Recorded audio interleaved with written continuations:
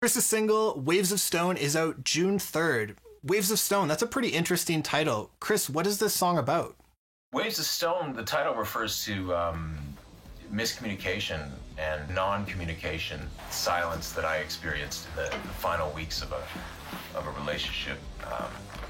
And it's just about how we hold things in and don't necessarily convey them along the way, and all of a sudden things blow up and we say everything at once, and it's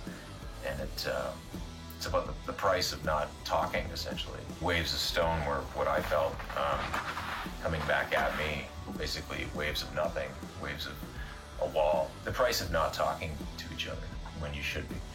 And that can apply everywhere. For me, it was about a relationship and a really bad breakup.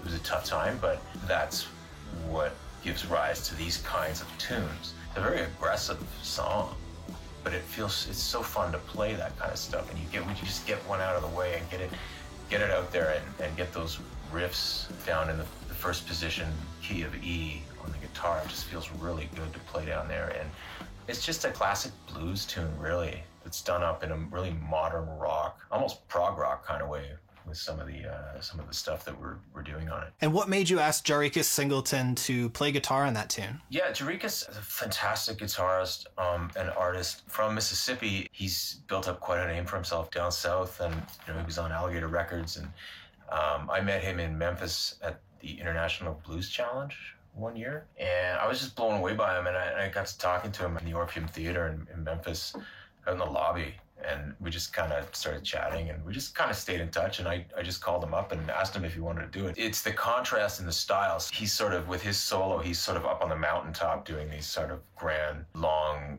guitar lines. And then I'm coming in with a little more sort of buddy guy-isms, like just sort of very quicker and a little more ferocious sort of on the ground, with some Latin sort of inflections in the scales. So it's a really nice contrast. So, I mean, did I say, I want to hire Jarikas because there's a contrast? No. He's just an awesome guitarist, and I was just thrilled that he was available.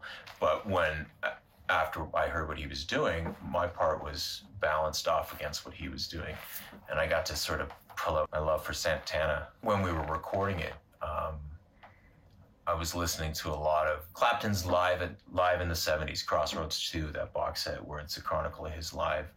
A lot of the playing that him and Santana are doing on it is just so vicious and so beautiful at the same time. And I just wanted to try and play, in that sort of playground, in that sort of sandbox, and, just create this contrast between the two.